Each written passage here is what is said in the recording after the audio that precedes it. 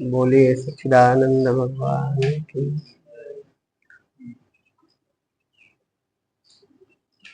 गुरु पूर्णिमा के पावन अवसर पर आप सभी को अनंत हार्दिक शुभकामनाएं।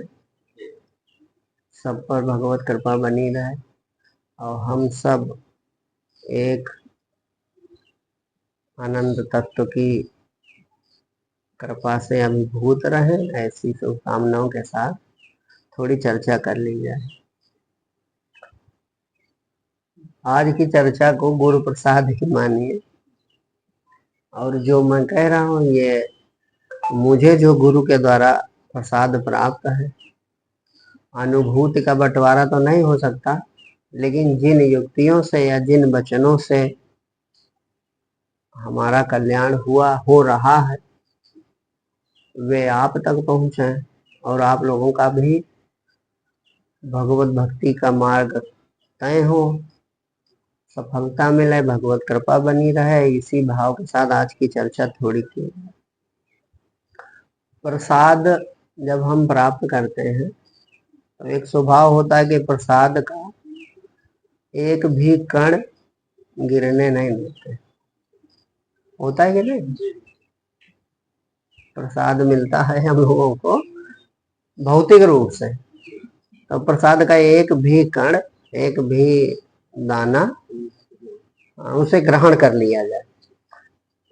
तो ये जो कथामृत रूपी प्रसाद है, वचनामृत रूपी प्रसाद है, इसका पान करण पट से किया जाता है ना। तो यह भी ऐसे ही ग्रहण करें आप लोग कि एक भी बात व्यर्थ ना जाए। और ये भी लिखा है प्रसादे सर्व दुखा नाम हानिरस्य उपजायते। प्रसाद माने होता है प्रसन्नता। तो भगवत प्रसन्नता जो है, परमात्मा की प्रसन्नता, हृदय की प्रसन्नता, वह सारे दुखों का नाश करने वाली होती है। अब भगवत प्रसन्नता हमें प्राप्त हो जाए तो हमारा भी कल्याण हो जाए। तो गुरुजनों ने इसके लिए जो मार्ग तय किया है, जो बताया है, उसमें दो बातें प्रमुख हैं। पहली बात है कि प्राप्त में संतुष्ट रहना। जो कुछ भगवत कृपा से प्राप्त है उसमें संतुष्ट रहना, और अप्राप्त की कामना न करना, वो दोनों एक ही बात है। और दूसरी चीज, अपने हृदय को, जीवन को, अपने सर्वस्व को भगवान को अर्पित रखना। बस ये दो बातें जो हैं कल्याण कर देते हैं। जो कुछ हमें प्राप्त है उसे भगवत अर्पित कर देना, और जो अप्राप्त है उसकी कामना ना करना। इन दो चीजों में ही पूरा रहस्य छुपा है परमात्मा प्राप्ति का। जो व्यक्ति अप्राप्त माने जो हमारे पास नहीं है उसकी कामना कभी नहीं करता, कभी नहीं सोचता, कुछ नहीं चाहता। और जो प्राप्त है उसे भगवत प्रदत्त मानकर भगवान को अर्पित करके चलता है, तो उसकी जो है भक्ति पूर्ण हो जाती है। भक्ति के संपूर्ण जो भक्ति का कलेवर, उसमें तीन चीजें प्रमुख हैं: सेवा, त्याग और प्रेम।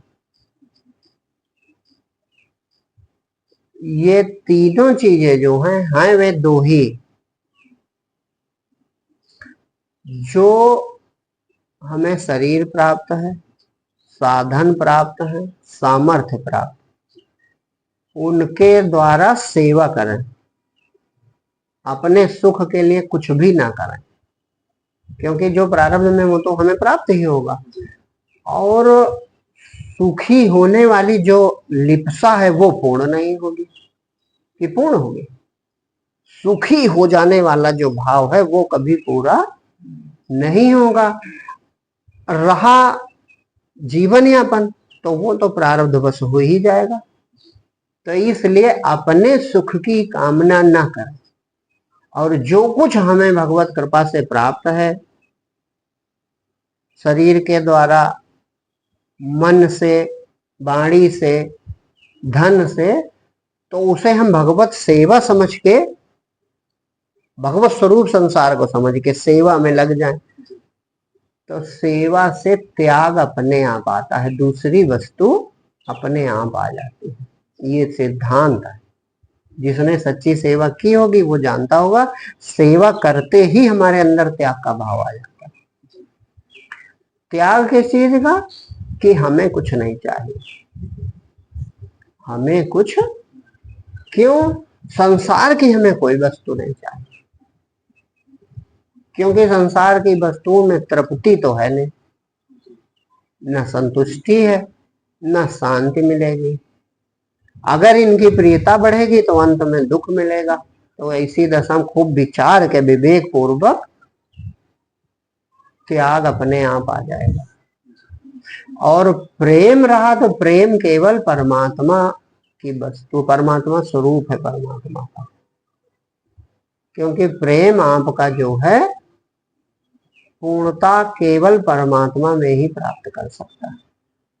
तो हमें भगवान प्रिय लगे, है ना, हमें भगवान प्रिय लगे और संसार की भगवत स्वरूप समझ के सेवा होती रहे,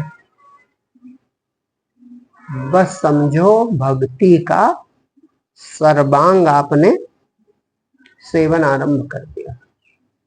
हाँ, सर्वांग सेवन आरंभ कर दिया। काहे? शरीर के द्वारा, संसाधनों के द्वारा हम जो करें उसमें सेवा भाव बना रहे, कि इससे परिजनों को, परिवारी जनों को, अपने शरीर का भी, ये सब पर ही है, इसकी सेवा हो रही है।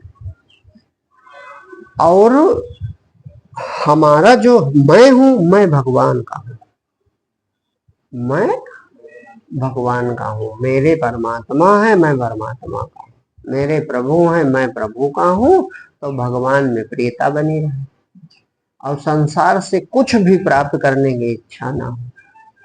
तो यही सेवा जो है, सेवा से अपने आप त्याग आता है, अपने आप, और सामर्थ्य आ जाती है परमात्मा की ओर चलने की।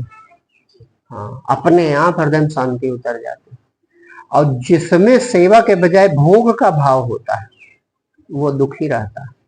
जैसे हम अपने संसाधनों का प्रयोग अपने भोग के लिए करें कि हमारी भोग वासना पूरी हो जाए, हमारी कामना पूर्ति हो जाए, तो निश्चित मानव तृष्णा बढ़ेगी, दुख बढ़ेगा और अंत में असह दुख होगा, तृप्ति नहीं मिलेगी। ये विवेक से आप आज ही देख सकते हैं कि मिल जाएगी। संसार में अगर प्रेम भी लगाओ तो कई दिन का है। और कोई है ऐसा जो आपसे प्रेम निर्वाह कर सके, या आप ही कर सको? नहीं कर सकते, ना आप कर पाओगे ना वो कर पाएगा, कहीं ना कहीं बाधा आ जाएगी, क्योंकि प्रकृति अलग है और चेतना अलग है। तो निपट पाएगा? तो इसलिए प्रेम परमात्मा में, अपनी त्याग अपनी कामनाओं का, और सेवा संसार की, बस ये पूर्ण भक्ति है। तीनों चीज एक साथ जिसके पास हैं वो पूर्ण परमात्मा का भक्त हो जाएगा। और धीरे धीरे धीरे धीरे, चूंकि परमात्मा अपना आपा है, परमात्मा शब्द का अर्थ ही है अपना ही परम रूप, तो जो अपना आपा है तो स्वतः प्रकट हो जाएगा, किसी दूसरे को नहीं प्रकट होना, अपना आपा ही प्रकट होना। जो विस्मृत हो गया, देह को मैं मानने के कारण विस्मृत हो गया है, बस उसकी केवल स्मृति आनी है। अब स्मृति तभी आएगी जब चित्त बाहर ना जाए।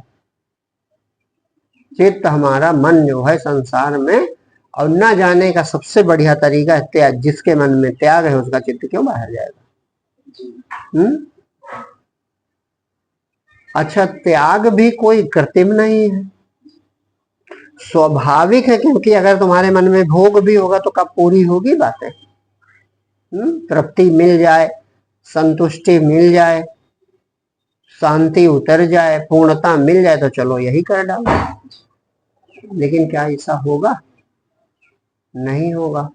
तो जब ऐसा हो नहीं सकता तो हमें चाहिए कि पूर्ण रूप से हम परमात्मा के हो जाएं, पूर्ण रूप से परमात्मा के।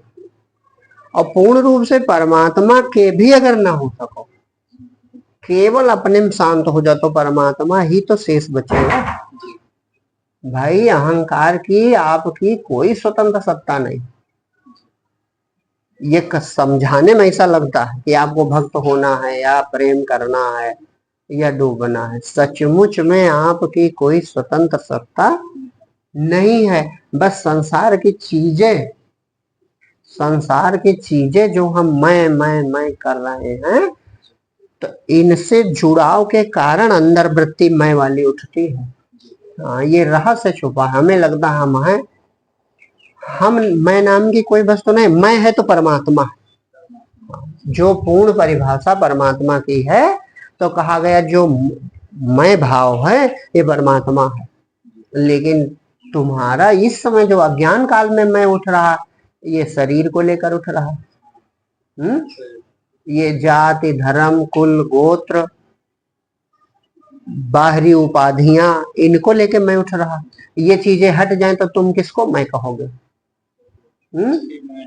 तो जो वास्तविक मैं है वो इंद्रियगत होता नहीं। एक और तो बात है, वास्तविक मैं सबको प्रकाशित करके अपना स्वयं अलग ही रहता है।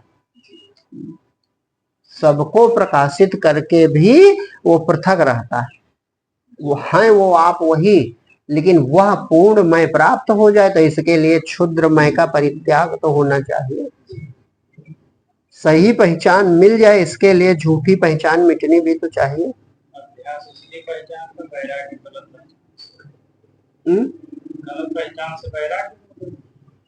गलत पहचान से वैराग्य हो जाए। पहचान प्राप्त न करनी है न मिटानी है, बस अपने मैं भाव को जो है अर्पित कर दीजिए आप। हाँ, परमात्मा का अर्पित कर दीजिए। और अर्पित करने का सबसे सही सूत्र, आप अर्पित करो तो अर्पित नहीं कर पाओगे, बस चाहो ना कुछ। सूत्र है, आप इसीलिए बने क्योंकि आपको कुछ चाहिए। आप इसीलिए जीवित हो क्योंकि आपको कुछ करना है, आपको कुछ प्राप्त करना है, आपको कुछ बनना है, आपको कुछ होना। ये चीजें हट जाएं तो आप कहाँ बचे? वासना जो है, वासना माने बसना।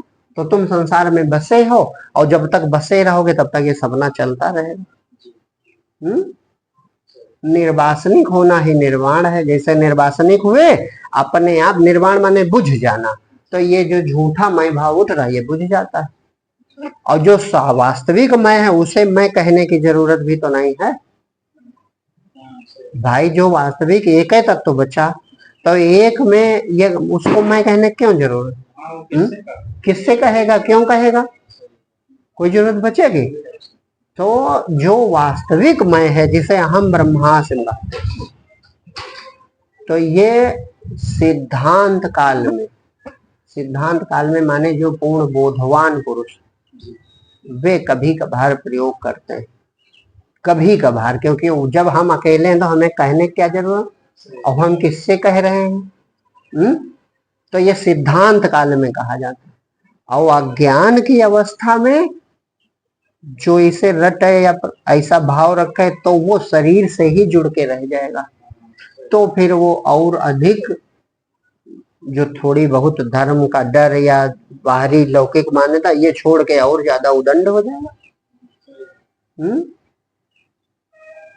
योग वशिष्ठ में इसका वर्णन है। वशिष्ठ जी राम भगवान से कहते हैं कि पहले मैंने तुम्हें जिन जिन चीजों का निषेध किया था, ये तुम नहीं हो, ये तुम नहीं हो, ये तुम नहीं, माने चेतना से इतर जो था उसका निषेध है। लेकिन जब सिद्धांत काल आता तो कहते हैं कहा है कुछ भी नहीं है, तुम ही सब कुछ हो। सर्व खलविदम ब्रह्म, न जड़ है ना है चेतन, मैं हूं सभी से न्यारा। जड़ चेतन बचा ही नहीं। लेकिन ये सिद्धांत काल की बात है। सिद्धांत काल माने ज्ञान काल की बात, जब बोध हो गया। जब तक बोध नहीं है तब तक जड़ चेतन के माने या अनवय या व्यतिरेक है ना, दो में से कोई एक मार्ग पकड़ के तुम्हें स्वरूप का बोध करना होगा। और जब बोध हो जाएगा तब पता चल जाएगा कि एक परमात्मा के सिवा दूसरी वस्तु नहीं, लेकिन तब दूसरी वस्तु होगी भी नहीं। इसको एक उदाहरण सिद्ध कर सकता है स्वप्न। जैसे स्वप्न हम देखते हैं तो स्वप्न में जो कुछ भी देखा वो नहीं है कि है, वो नहीं। और जिसने देखा वो है, और जिसने देखा वो दिखाई पड़ता है। लेकिन अब सिद्धांत काल क्या है, जब बोध हो गया तो क्या कहा जाएगा? जैसे जग गए नींद से तो क्या कहा जाएगा? चूंकि दिखा था तो कहना पड़ेगा कि वो सब मैं ही था। स्वप्न में जो धरती थी, आकाश थी, ट्रक जा रहा था, बस जा रही थी, मनुष्य थे, पशु पक्षी थे, वह सब मैं ही था। कहना पड़ेगा कि नहीं? क्यों? क्योंकि दिखता है दूसरे को। तो ये जो संसार सर्व खलविदम ब्रह्म का भाव है, ये अज्ञानियों के लिए कहा जाता है। ज्ञानी के प्रति ब्रह्म ही होता, सर्व होते नहीं। जैसे तुम नींद से जाग गए तो कुछ बचा, तो जब कुछ नहीं बचा तो कौन सी चर्चा? वहां तो मौन अवस्था है, जहां सर्व खलविदम ब्रह्म या अहम ब्रह्म, वो अवस्था मौन है। किससे कहेगा और कौन कहेगा और क्यों कहेगा? तो अज्ञानियों के दृष्टि से ये बातें कही जाती। जिसे बोध होता है वो ये रहस्य जानता है। सब में भगवान है। अरे जब सब नहीं बचा तो फिर सब में क्यों भगवान? भगवान जैसे तुम जग गए नींद से, तो अब जब धरती नहीं बची, आकाश नहीं बचा, सपने नहीं बचा, तो सपना सब तुम हो ये कहो वो चाहे ना कहो, कोई जरूरत है इसके? बस इसी तरह सिद्धांत काल में बोध की अवस्था में परमात्मा का भक्त जान जाता कि केवल एक चेतन तत्व है, न हम न तुम। कुछ कहने की जरूरत। लेकिन चूंकि अन्य लोगों को दिखता है, तब ये कहा जाता कि सब परमात्मा ही है, सब परमात्मा ही। लेकिन अब फिर वही सपने वाले समझ लो, अज्ञानी अगर सब परमात्मा कहने लगे और जानता नहीं है तो व्यवहार उसका हो पाएगा? बाधा पड़ेगी, पड़ेगी कि नहीं पड़ेगी? तो अज्ञानी को सब भले परमात्मा है, लेकिन फिर भी अहंकार अपना डुबाना पड़ेगा। अंदर जब तक आप स्वयं को चेतना के निराकार रूप में महसूस नहीं कर लेंगे, जान नहीं लेंगे, तब तक आपका भ्रम मिटने वाला नहीं है। नहीं तो पूरा संसार कहता है कि भैया कण कण में राम है, कण कण में परमात्मा है, और किसी का अज्ञान मिटा, किसी का दुख मिटा, किसी का भ्रम मिटा हो तो बताओ क्यों नहीं मिटता? क्योंकि वो स्वयं को साकार जानता है, स्वयं को शरीर जानता है, स्वयं को जड़ चेतन संयुक्त जानता कि मैं चेतन भी हूं और शरीर जड़ता भी मुझ में है ना। जड़ चेतन है, ग्रंथि पड़ी गई, तो जिसकी गांठ पड़ी है, यद्यपि है नहीं ग्रंथि, जैसे स्वप्न में जड़ता है कहीं, तो क्या ग्रंथि है वहां जड़ चेतन के? लेकिन बिना नींद खुले, बिना जागे, बिना निराकारता प्राप्त किए भ्रम मिटने वाला नहीं है। तो बहुत लिखा नहीं, ज्ञान पंथ कृपाण के धारा परत खगेश न ला, तो ये बहुत फूक फूक कर विचार करके चलने वाली चीज। कह देने से सब परमात्मा है, शांति मिल जाए तो कहो, कोई रोक रहा? काम मिल जाएगी? नहीं मिलेगी। जस का तस आपका अज्ञान बना रहेगा। बस ज्यादा से ज्यादा अज्ञान ही कहता सब संसार है, तुम कहते हो सब परमात्मा, लेकिन रहोगे दोनों लोग एक के जैसे। ये तभी होगा जब आपका पहले अहंकार मिटे, आपका शरीर वाला बोध मिटे, और अखंड मंडलाकार, जो गुरु वंदना की जाती है, अखंड मंडलाकारम व्याप्तं येन चराचर। तो ये चराचर में व्याप्त इसलिए कहा जाता है क्योंकि अज्ञान काल में हमें दिखता है, नहीं तो अखंड मंडलाकार चेतना मात्र है, चराचर है ही नहीं। जे ही जाने जग जाए हेराई, जागे जथा स्वप्न भ्रम जाए, शंकर जी ने कहा है, तो झूठ तो कहा नहीं होगा। कहा जैसे जगने स्वप्न गायब हो जाता, इसी तरह आत्म बोध होने पर यह जगत जो है गायब हो जाता। कहाँ चला गया बता नहीं पाओगे क्योंकि था नहीं। तो उस चेतन स्वरूप का अपने दर्शन, जब तक वो स्वयं प्रकाश परमात्मा स्वयं का कर रहा, वो अवस्था जब तक ना मिल जाए, उसी को ध्यान कहते हैं, उसी को जागरण कहते हैं, वही परमात्मा रूप है। उसकी अवस्था जब तक नहीं प्राप्त होगी तब तक आपको यह भेद खुलेगा नहीं कि सब परमात्मा। हाँ। और जब तक ये रहस्य ना खुल जाए तो क्या शांति मिलेगी? कुछ नहीं मिलेगा, ना शांति मिलेगी, ना आनंद मिलेगा, ना चैन मिलेगा। जस की तृष्णा, अज्ञान और अहंकार, तीनों चीजें बनी रहेंगी। नहीं बनेगी। तृष्णा माने प्यास भी बनी रहेगी, अहंकार माने अज्ञान भी बना रहेगा, भ्रम बना रहेगा। कि मिटेगा? मिट नहीं सकता। तो वही सूत्र जरूरी है जो संतों ने बताया कि संसार से कुछ ना चाहो, यानी त्याग का भाव हो, और जो हमें प्राप्त है उसके द्वारा जो भी हो सके सेवा समझ के करो कि ये भगवत स्वरूप है सब, तो प्रभु के ही आदेश से उनकी सेवा हो रही। और हम काहे बने हैं? हम परमात्मा के लिए बने हैं। हम माने मैं भाव जो हमारा है वो किसके लिए बना है? वो प्रभु का ही है, प्रभु के लिए बना। तो आप का मैं चैतन्य हो जाएगा समर्पित होने के बाद कि हम नहीं, प्रभु तुम ही हो हमारे रूप। सोहम का अर्थ, सोहम मैं वही हूं, यह तत्वमसी। तत्वमसी का अर्थ है हाँ तत्, वह जो है, तुम वो तुम ही हो, जो वह है वो तुम ही हो। तो इसमें पूर्णता मृत्यु है कि नहीं? यही जीते जी मृत्यु है कि हम नहीं है प्रभु तुम हो। तो हम भगवान को अर्पित हो जाए, ठीक है, और प्रकृति प्रकृति में मिल जाएगी, और प्रकृति तो प्रकृति में मिला ही लेगी, तो आपको बोध हो जाए, पूर्ण प्रेम भी प्रकट हो जाए। पूर्ण प्रेम तभी पूर्ण प्रेम रूप परमात्मा है। जब हम पूर्णतः मिट गए, प्रभु ही बचे, पूर्ण प्रेम हो गया, अपना जो था प्राप्त हो गया। भाई ये कई बार बात आई होगी कि अपना मानने से ही प्रेम शुरू हो जाता है।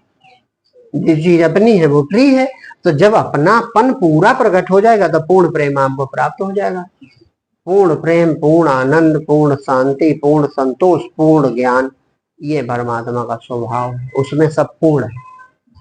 पूर्ण ज्ञान, पूर्ण प्रेम, पूर्ण तृप्ति, पूर्ण आनंद अपने आप प्राप्त हो जाएगा। तो सरल मार्ग यही है कि अपने को ही, अपने मैं भाव को ही भगवान को अर्पित कर देना है। ये ना तो मिटा सकते हो ना हटा सकते हो, अपने आप मन लग जाएगा।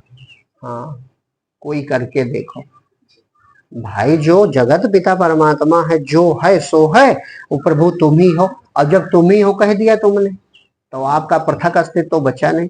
तो काहे की चिंता, काहे की फिकर? और चिंते फिकर में तो तुम दौड़े दौड़े घूमते हैं।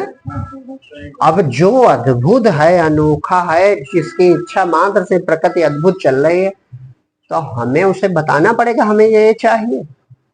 हमारी ये इच्छा पूरी कर दो, हमारा ये काम बाकी है, हमें ये बताना पड़ेगा। ये अज्ञान हमारा घनघोर अज्ञान। अरे अपने ही अपने शारीरिक रचना देखो कितनी जटिल है, अद्भुत है। तो जो इतना अद्भुत रचनाकार, प्रकृति का रूप रंग देखो कितना अद्भुत। तो जो इतना अद्भुत रचनाकार है, इतना अद्भुत सृजक है, सृजन करता, और पालक बड़ा अनोखा दिखाई नहीं पड़ता, सबका पालन कर रहा है। पेड़ पौधे पशु पक्षी चराचर जगत पोषित है, और वो पालन करता कहीं दिखाई भी नहीं पड़ता। और नियंत्रक अद्भुत है, कंट्रोलर, कोई चीज उसकी पकड़ के बाहर जा नहीं सकते। ग्रह नक्षत्र सब गतिमान है और सब नियम से चल रहे हैं, कहीं कुछ गड़बड़ हो सकता है तनिक भी।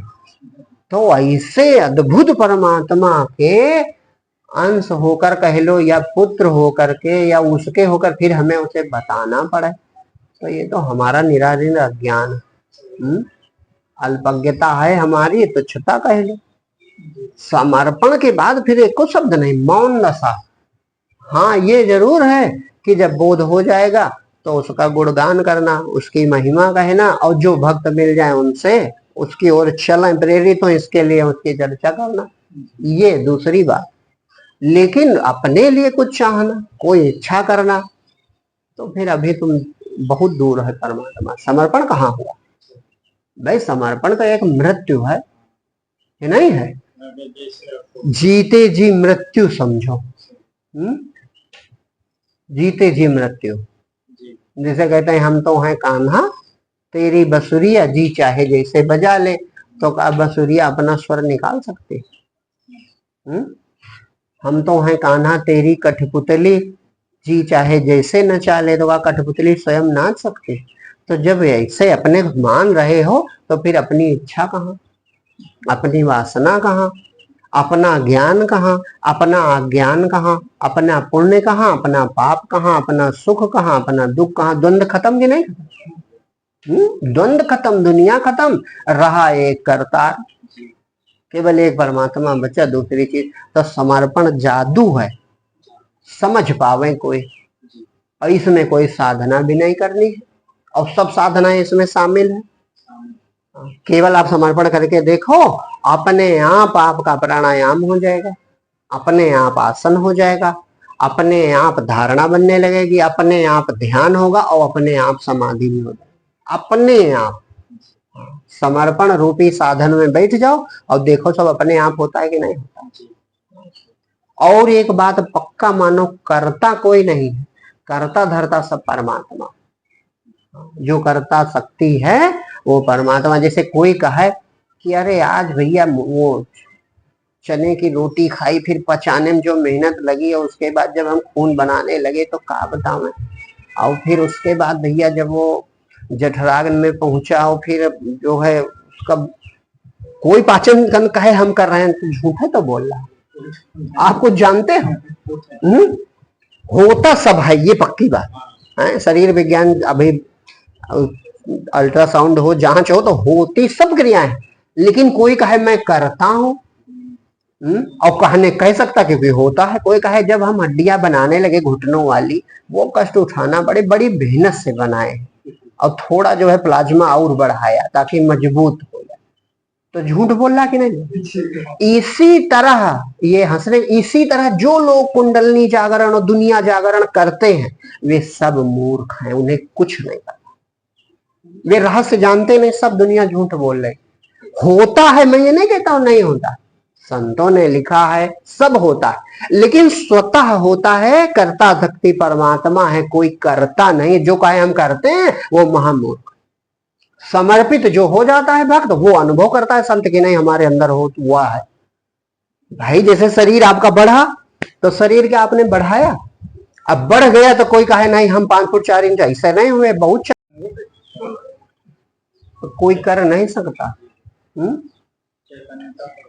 हाँ, जैसे जब परमात्मा को समर्पित हो जाता है जीव, तो जैसे आप भोजन करने के बाद कुछ नहीं करते, लेकिन जो होता, जो हो जाता वो अनुभव आता कि ऐसा हुआ है ना। इसी तरीके संत जन भी भगवान को समर्पित हो जाते हैं और फिर स्वतः सब होता है। जो होता है तो अनुभव उन्हें आने लगता है कि ऐसा हुआ, ऐसा हो रहा है।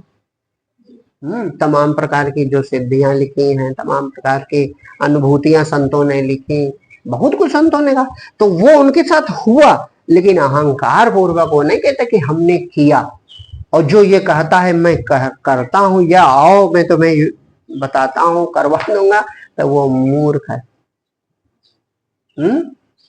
बस यही से साधारण समझ लेते, कोई बहुत दिमाग नहीं लगाना कि स्थूल शरीर की क्रियाएं जब तुम नहीं कर सकते, अहंकार पूर्वक कोई कर सकता तो जब स्थूल शरीर में तुम क्रियाएं नहीं कर सकते जो कि दिखाई पड़ते, तो सूक्ष्म जगत की कैसे कोई कर लेगा?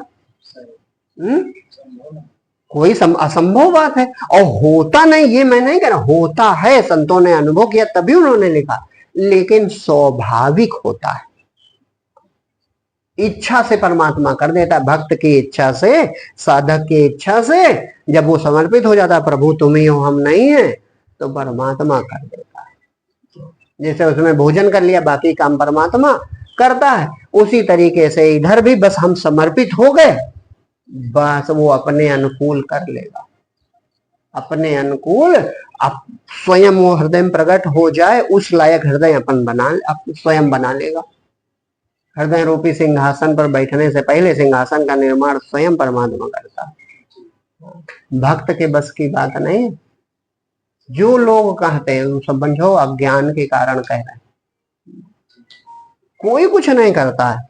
संतों से पूछो, वो तो बिल्कुल स्पष्ट कहेंगे, भैया हम कुछ जानते भी नहीं, हम क्या करेंगे। अरे और बड़ी बात है कि हम कुछ है ही नहीं, और यही बात सत्य है।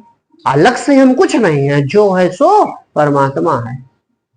यही बोध हो जाना पूर्णता है, यही बोध हो जाना पूर्ण तृप्ति है। भैया अलग से हम कुछ नहीं है, ना हम आशीर्वाद दे सकते हैं, ना हम श्राप दे सकते हैं, ना हम कुछ कर सकते हैं, क्योंकि हमारी कोई स्वतंत्र सत्ता नहीं है। बस ये अकेला एक परमात्मा है, वही इन पेड़ों में है, वही पशु पक्षियों में है, वही सब मनुष्यों में है, और वही इस पंच भूत साकार जो विराट सृष्टि इसमें भी है, वही सबको धारण किए। बस उस एकत्व का अनुभव हो जाए, हमारी जो परिच्छिन्नता है मिट जाए, और तदाकारता आ जाए, बस समझो कल्याण होगा। तदाकार हो जाए हम, माने ईश्वर बचे हम ना बचे।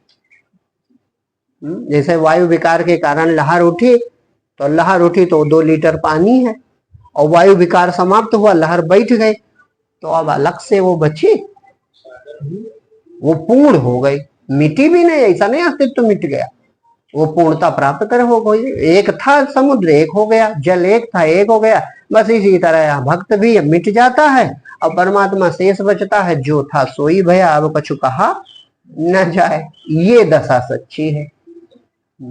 और जो दशाएं लिखी हैं अनुभव की, अनुभूति की, वे होती सब हैं। सब संतों ने अपने तरह तरह के अनुभव बताए, होती हैं तभी तो बताए, लेकिन स्वयं होती है, कोई करता है, ये अज्ञान। कोई उसकी क्रिया तरीका आता है किसी को, वो कर सकता है, तो भाई हमारी समझ में नहीं आता। हो सकता है कोई जानता हो, हम बहुत बड़ा उद्घोषणा भी नहीं करते, लेकिन हमारी जहां तक समझ है, जो हमने गुरु के पास जाना, वो यही जाना कि केवल अपना मैं समर्पित हो जाए, बस बाकी सब परमात्मा करता है। जैसे पूरा आपका शरीर का घटना बढ़ना, पाचन तंत्र, भूख लगना, प्यास लगना, सोना जागना, सब कंट्रोलर परमात्मा है, नियामक है कि नहीं है? वही करता है सब, हम तुम कुछ कर सकते हैं। बस इसी प्रकार से, और इससे अच्छे तरीके समझो कि जो भगवत प्राप्ति की यात्रा है, जो सूक्ष्म जगत की क्रियाएं, वो भी परमात्मा करता है, वो भी परमात्मा करता है। और तीनों शरीर और तीनों अहंकार समाप्त करके अपने मिला लेता है, अपने मिला के वो स्वयं अकेला बचता है। भक्त को बोध हो जाता है कि बस हम अकेले, एक हम अकेले हैं, कोई दूसरा नहीं है। एक हम अकेले हैं या परमात्मा है, वो बात एक होते हुए अभिन्न, उसका जो मैं है और परमात्मा से अभिन्न हो जाता है तदाकारता में। और अज्ञान काल में मैं अलग बना रहता है, और अलग जो परिच्छिन्न इस समय आपका मैं है, वो पूर्णतः अहंकार कर सकता है। डरने लगेगा, कैसे कर लेगा? तो उसमें अहंकार है नहीं, उसमें आकार भाव है, नहीं निराकार सत्ता है। और जब जीव अपने निराकार जानता है, बस वो जान जाता कि हमारी स्वतंत्र सत्ता कोई नहीं, परिच्छिन्न सत्ता हमारी कोई नहीं, सत्तावान परमात्मा है। अब वही हमारे अंदर भी है, इसलिए वही सब कर रहा। और दशा प्राप्ति का, चाहे इसे आप एकमात्र साधन मानो और चाहे महासाधन मान लो, वो समर्पण